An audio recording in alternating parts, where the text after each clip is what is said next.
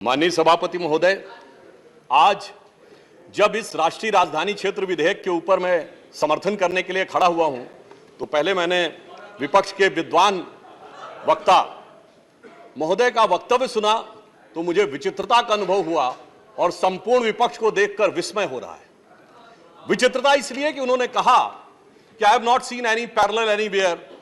तो मैं भी कहना चाहता हूं, ये पहली बार ऐसा हो रहा है कि किसी देश की राष्ट्रीय राजधानी में उस देश की केंद्र सरकार की शक्तियां उससे अधिक शक्तियां किसी और की होनी चाहिए। मेरे विचार से दुनिया में ऐसा कोई दूसरा उदाहरण देखने को नहीं मिलेगा। So I support what Abhishek Manu Singhvi ji has said, I am unable to find parallel anywhere in the world. दूसरा विषय जो मैंने कहा कि विस्मय का अनुभव क्यों हो रहा है, अभी देखिए उन्होंने 2 बार सुपर सीएम प्रयोग किया कॉन्स्टिट्यूशनल पद पर बैठे हुए व्यक्ति के लिए, मगर महोदय इस देश ने बगैर संवैधानिक पद पर बैठे हुए सुपर पीएम 10 साल तक देखा है। और मैं ये कह रहा हूं कि अभी मैंने कितना सुंदर सामंजस्य देखा कि उन्होंने कहा कि समय कम हो रहा है, तो आम आदमी पार्टी वालों ने कहा हम भी समय देने को तैयार हैं। सारे विपक्ष को देख के विस्मय होता है कि कांग्रेस पार्टी, जिसका कि 3 राज्यों में स्थिति यह रही कि गुजरात में वोट हाफ कर दिया, बिल्कुल बता रहे हैं, सुनिए तो, अरे सुनिए तो, बता रहे हैं। सॉरी गुजरात मेंबर्स का vote one second. Dr. Abhishek Singhvi was heard in rapt attention. This is the decorum of the house. No. Yes, I am coming to that, sir. Let me do not get into disruptive mode. Dr. तो मैं कहना चाहता हूं कि ये लोग किस तरीके से आए हैं साथ में। अरे साहब बहुत सारे शेर बोले तो ऑर्डिनेंस के पार्ट नहीं थे, हम भी बता रहे हैं आपको। I will have to name you. देखिए इनकी I will have to name you. कि You have got it as a habit. क्या शिद्दत दिख रही है एक दूसरे को सपोर्ट करने में। देखिए इनकी स्थिति ये गुजरात में। We want decorous debate here. Doctor said many things, maybe digestible, maybe indigestible. Dr. Sudhanshu Trivedi. मैं सिर्फ ये कहना चाहता हूं कि गुजरात में कांग्रेस का वोट हाफ कर दिया, पंजाब में इनका स्विच ऑफ कर दिया, दिल्ली में साफ कर दिया और आपने इनको माफ कर दिया। और उसके माफी के बाद भी मुझे लगता है अभिषेक मनु सिंघवी जी ने कहा था, तो मैं भी ये कहना चाहता हूं, आप साथ में आए हैं दिल्ली के इस बिल पे, दिल्ली की जनता के लिए आए हैं या किसी और कारण से आए हैं, ये दिल्ली की समझदार जनता समझती है। तो मैं भी एक पंक्ति कहना चाहूंगा कि शाम तक सुबह की नजरों से उतर जाते हैं, इतने समझौतों पे जीते हैं कि जमीर भी मर जाते हैं। अब यह एक संवैधानिक विषय है।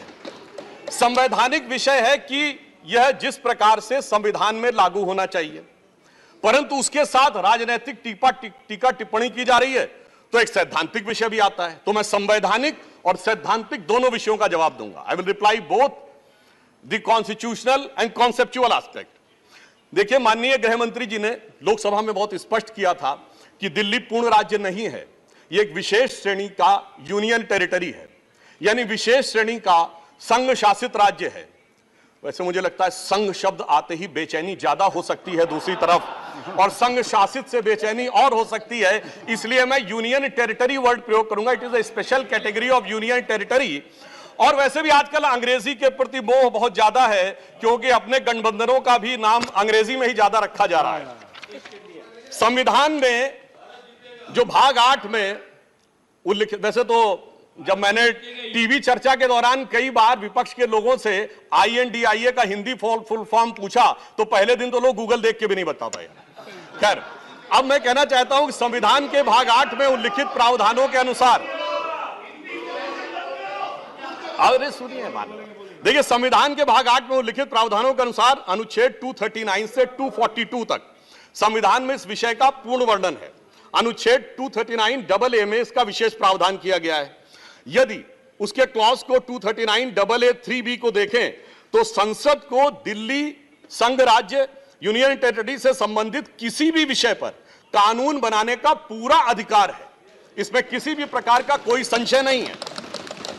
सर्वोच्च न्यायालय के जिस निर्णय का बार बार उल्लेख किया जाता है और हमारे विरोधी उसको अपने हिसाब से प्रयोग करते हैं, उसमें भी बहुत साफ देख लें कि 105 पेज के उस निर्णय में कहीं पर भी सर्वोच्च न्यायालय ने संसद के द्वारा दिल्ली के बारे में कानून बनाए जाने के विषय के ऊपर किसी प्रकार की कोई टिप्पणी नहीं की है।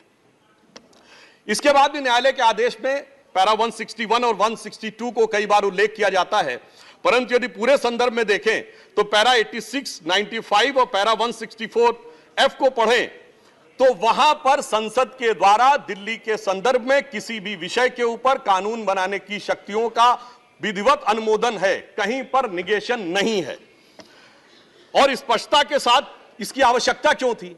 ताकि शासकीय आदेश को एक विधायी शक्ति भी मिल सके, एग्जीक्यूटिव ऑर्डर को एक लेजिस्लेटिव पावर भी मिल सके। इसलिए उस अस्पष्टता को दूर करने के लिए to remove any an iota of suspicion यह आवश्यक था। इसलिए मैं इस बिल का समर्थन करता हूं। अब कई बार लोग कहते हैं साहब अध्यादेश की आवश्यकता क्यों थी? वैसे तो माननीय गृह मंत्री जी ने भी इस विषय को लोकसभा में बताया था। अभिषेक मनु सिंघवी जी ने कहा कि 19 तारीख को अध्यादेश क्यों आया।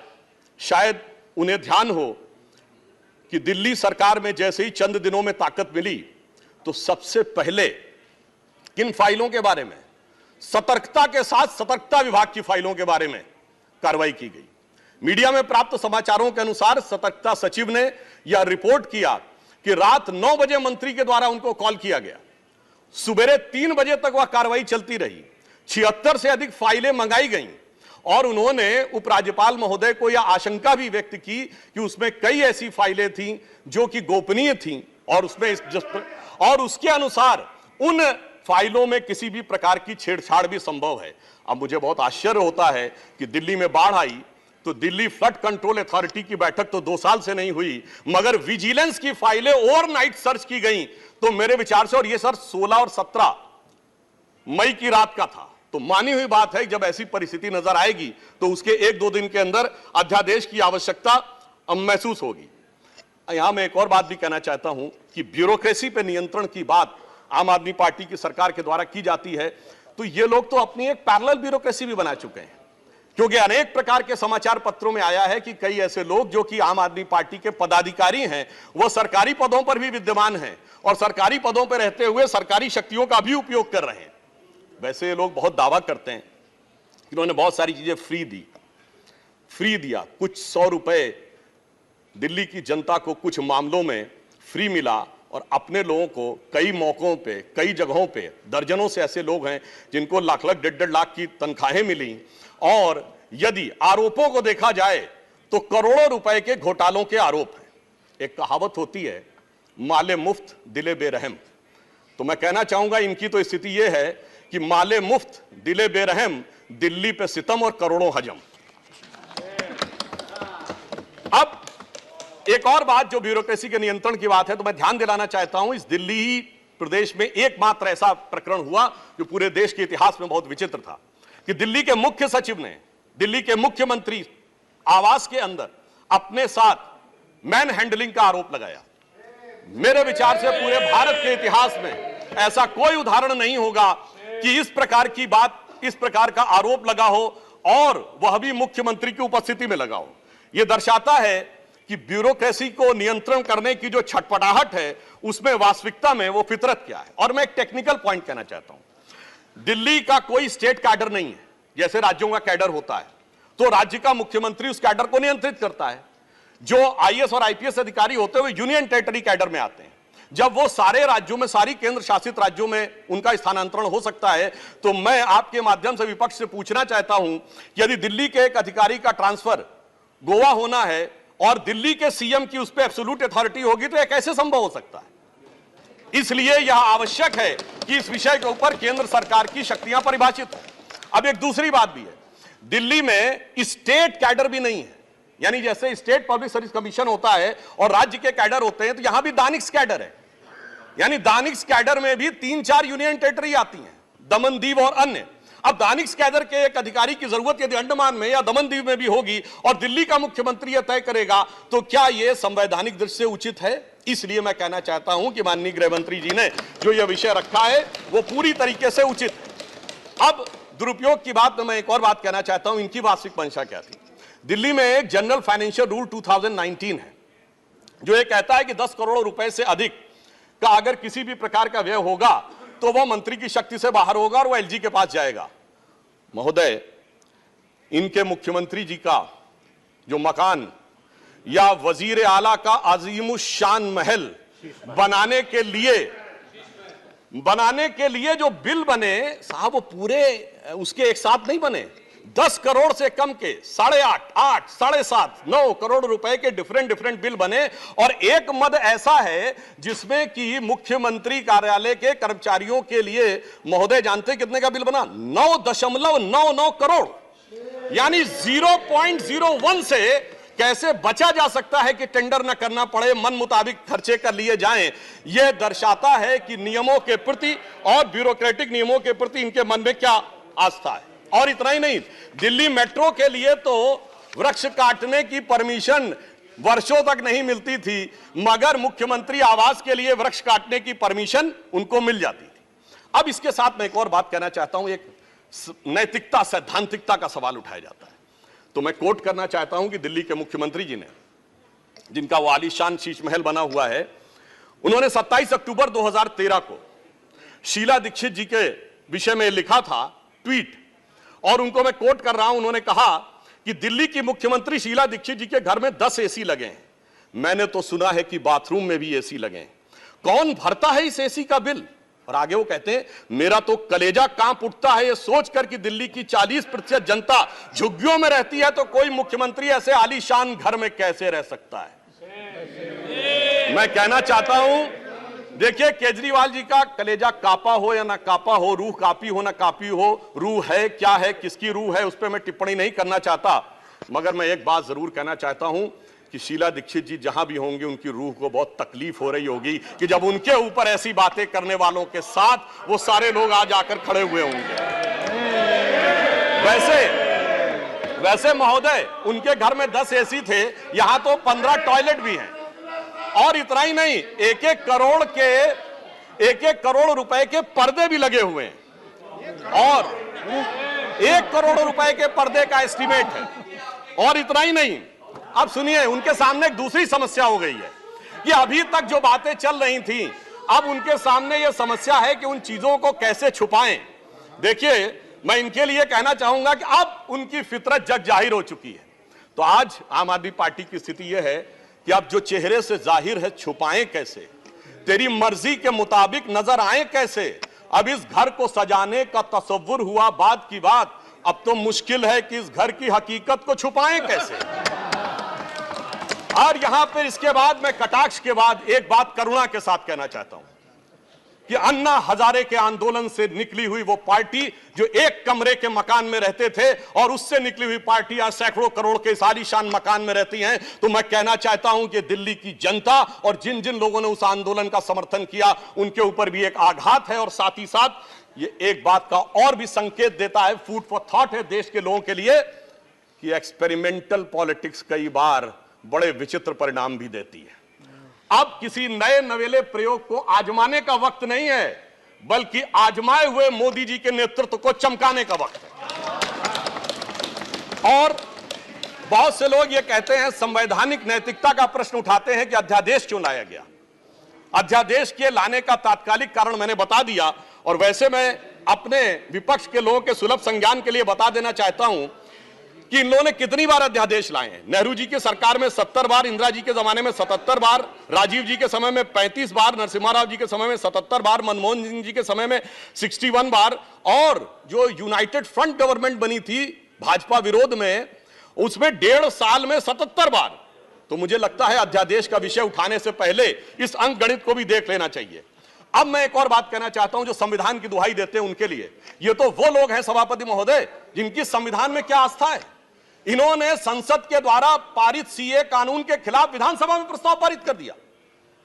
यह संविधान का सम्मान है। और वो सिटीजनशिप अमेंडमेंट एक्ट था। नागरिकता का विषय तो पूर्ण राज्य का भी विषय नहीं हो सकता।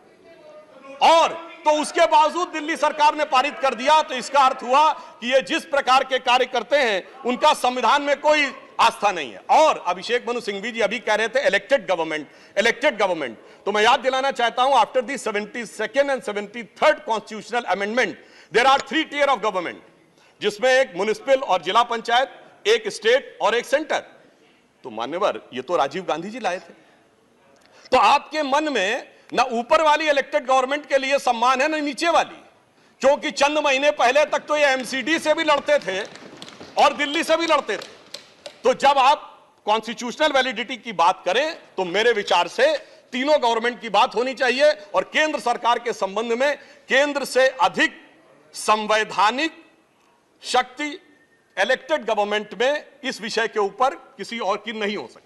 और मैं एक और बात वेदना के साथ कहना चाहूंगा, ये तो वो लोग हैं जिन्होंने गणतंत्र दिवस की परेड पर भी संवैधानिकता की बात करते हैं, जिस दिन संविधान लागू हुआ उसकी पूर्व संध्या पर प्रदर्शन किया था। महोदय मैं बताना चाहता हूं कि जिस समय इमरजेंसी लगी थी तब भी हमने कभी 15 अगस्त और 26 जनवरी के दिन राजनीति करने का प्रयास नहीं किया। तो वो लोग जब संवैधानिकता की दुहाई देते हैं तो बहुत आश्चर्य लगता है। और जब बार बार यह स्पष्ट किया जा चुका है कि फुल स्टेट नहीं है महोदय, मगर ये फुल स्टेट से भी संतुष्ट होने वाले नहीं है, इन्हें तो सुपर स्टेट चाहिए। और फुल स्टेट से सुपर स्टेट की दौड़ में मुझे डर इस बात का है कि मेंटल स्टेट में भी ना पहुंच जाए कहीं, तो कोई आश्चर्य की बात नहीं हो सकती है। और यह बात इसलिए कह सकते हैं कि 49 दिनों की वह सरकार, जब कांग्रेस पार्टी ने इनकी पालकी ढोकर सत्ता की दहलीज पहली बार पार कराई थी, उसके द्वारा अगर आप पारित इनका लोकपाल विधेयक देख लें तो उसमें संसद और सुप्रीम कोर्ट और जाने क्या क्या सारी चीजों को एक में मिला लिया गया था। और मैं एक बात और कहना चाहता हूं, ये तो वो पार्टी देश का संविधान छोड़िए अपनी पार्टी के संविधान में आस्था नहीं रखती। जब आम आदमी पार्टी बनी थी तो उसके संविधान में व्यवस्था थी कि उनका अध्यक्ष या संयोजक 3 वर्ष के लिए होगा और अधिकतम 2 बार होगा। मगर जो मीडिया में प्राप्त समाचारों के अनुसार 3 साल पहले उन्होंने वो संविधान में चेंज कर दिया, यानी अब जीवन पर्यंत या अपनी इच्छा के प्रसाद पर्यंत केजरीवाल जी इस विषय के ऊपर रह सकते हैं। तो मैंने इसलिए कहा ना, अपने संविधान के बारे में बात करिए। और मैं ये भी कहना चाहता हूं कि इन्होंने अपनी कार्यकारिणी में ऐसे भी प्रस्ताव पारित किए हैं संविधान के संदर्भ में कि साहब इनके यहां परिवार के भी कितने लोग काम कर सकते हैं, जो मेरे विचार से बड़ी बड़ी परिवार वाली पार्टियों ने भी कभी अपने पार्टी के प्रस्तावों में इन प्रस्तावों को नहीं पारित किया होगा। और मैं ये भी कहना चाहता हूं कि बहुत आश्चर्य लगता था कि जब ये इंडिया अगेंस्ट करप्शन के स्वरूप से आगे बढ़े थे, तब एक ही पंक्ति में बता देना चाहता हूं, क्योंकि जब आप इसकी बात करते तो क्या क्या नहीं था, कहां से बात शुरू हुई थी। हम राजनीति में नहीं आएंगे, फिर कसम खाते कांग्रेस का साथ नहीं लेंगे, फिर उसके बाद बंगला नहीं लेंगे, फिर शपथ खाते गाड़ी नहीं लेंगे, फिर शपथ खाते सुरक्षा नहीं लेंगे। और आज स्थिति यह है, मैं सिर्फ यह कहना चाहता हूं कि जितनी बातें ये कहते थे वो सारी चीजें आवश्यक है, मगर यह दर्शाता है, क्योंकि मैं किसी की सुरक्षा के प्रति खिलवाड़ करने की बात नहीं करता। पंजाब जैसा राज्य संवेदनशील है, वहां के मुख्यमंत्री के पास सुरक्षा होनी चाहिए। परंतु मैं सिर्फ यह कहना चाहता हूं कि यह इस बात में जो कहना चाहते हैं कि इन्होंने कितना बदलाव किया है मान्यवर, इसलिए कभी कभी इनके 10 वर्ष के अंदर चरित्र में इतना बदलाव, ये कहते सबसे जल्दी सत्ता में आए। महोदय मैं कहना चाहता हूं, भारतीय जनता पार्टी और जनसंघ हम 1951 में बने, हमने 72 साल में कभी कांग्रेस से समझौता नहीं किया, इन्होंने 72 दिन में समझौता किया, तब ये सत्ता में आए। और इसलिए आज दिल्ली की जनता अपने को ठगा हुआ महसूस करती है। और शायद दिल्ली के लोग ये कह रहे होंगे कि मैं समझता था वो कितने मासूम थे, क्या से क्या हो गए देखते देखते, जिनको पत्थर से हमने बनाया सनम वो खुदा हो गए देखते देखते। और मैं एक और बात भी कहना चाहता हूं संक्षेप में, मेरे विचार से इनको अध्यादेश पढ़ना चाहिए, संविधान पढ़ना चाहिए और दिल्ली का अधिनियम पढ़ना चाहिए, क्योंकि अपने को कहते हैं सबसे पढ़े लिखे मुख्यमंत्री। तो मैं ये भी बताना चाहता हूं कि ये सबसे पढ़े लिखे मुख्यमंत्री जो अपने को सबसे हाई क्वालिफिकेशन का नाज रखते हैं, 2-3 उदाहरण उनके ही बता देना चाहता हूं। जिस समय कोविड की वेव चरम के ऊपर थी, तब इन्होंने क्या कहा, इन्होंने कहा कोविड वैक्सीन का फार्मूला सारी कंपनियों को क्यों नहीं दे दिया जाता। मान्यवर, कोविड वैक्सीन तो छोड़िए, पैरासीटामोल जैसी जो दवा भी अमेरिका ने उस समय हमसे मंगाई थी। अब कोई पढ़ा लिखा व्यक्ति ये कह सकता है कि वो चूरन की तरह फार्मूला सबको दे दिया जाए। तो कभी कहते हैं कि YouTube के ऊपर फिल्म क्यों नहीं लाद दी जाती है। अरे भाई, वो सरकार का अधिकार का क्षेत्र नहीं है। और फिर इतना ही नहीं, सिंगापुर में इनको बुलाया, इनविटेशन आता मेयर्स कॉन्फ्रेंस का, तो मुख्यमंत्री होते हुए जाना चाहते हैं। तो मेरे विचार से कम इनको थोड़ा पढ़ना लिखना चाहिए। और एक पढ़ने लिखने पे एक तथ्य मैं जरूर बताना चाहूंगा। जब न्यूयॉर्क टाइम्स अखबार में इनकी तारीफ निकली थी तो इनके मुंह से निकल गया था कि दुनिया का सबसे बड़ा अखबार, और उसमें इतनी तारीफ निकलवाना आसान नहीं है। वैसे निकलवाना शब्द निकल गया था, मगर मैं पढ़े लिखे मुख्यमंत्री को यह भी बताना चाहता हूं महोदय कि न्यूयॉर्क टाइम्स दुनिया का सबसे बड़ा अखबार नहीं है, वो है यमुनी शिंबुन जापान का। अमेरिका का भी सबसे बड़ा अखबार वो नहीं है, वो यूएसए टुडे। और इतना ये समझिए, इतना ही नहीं, भारत का times of India, Dainik Bhaskar, और वो भी उनसे अधिक है। तो मैं सिर्फ ये बताता हूं, अरे भाई जिस अखबार का नाम लेते हैं कम से कम उनको तो पढ़ लेना चाहिए था। मैं आपको अधिक समय न लेते हुए मैं सिर्फ ये कहना चाह रहा हूं महोदय कि इनको ना पढ़ाई से मतलब है, इन्हें ना पढ़ाई से मतलब है, न लिखाई से मतलब है, इन्हें तो बस कमाई से मतलब है, और वो भी ऊपर वाली कमाई से। और अंत में मैं कहना चाहता हूं सर, अंत में एक लाइन और कहना चाहता हूं कि आज सब लोग मिले, आम आदमी पार्टी और कांग्रेस एक साथ मिले, भारत की सबसे पुरानी पार्टी, पुरानी धुरानी पार्टी, नई पार्टी, नई नवेली पार्टी, अजब अलबेली पार्टी, सब मिलकर एक हो गए। मगर प्राप्त क्या किया? दोनों ने सिद्धांतों से समझौता किया, और कांग्रेस ने भी इतना सयाना दांव चला कि इन्होंने अगर उनका हाथ पकड़ के दिल्ली अध्यादेश पर समर्थन लिया हो तो अविश्वास प्रस्ताव ले आए, लीड उनको मिल गई। तो इसलिए मैं कहना चाहता हूं अंत में कि इन लोगों को आखिर में क्या प्राप्त हुआ, ये पंक्ति कह के समाप्त करता हूं कि इनको विधेयक भी नहीं मिला और सम्मान भी नहीं मिला, यानी इज्जत भी गई, बात भी नहीं मिली। तो एक पंक्ति कहता हूं, न तुम ही मिले, आप लोगों के लिए लागू है, न तुम ही मिले न मयस्सर तुम्हारी दीद हुई, दीद मतलब साइट, न तुम ही मिले न मयस्सर तुम्हारी दीद हुई, तुम ही कहो ये मुहर्रम हुई कि ईद हुई।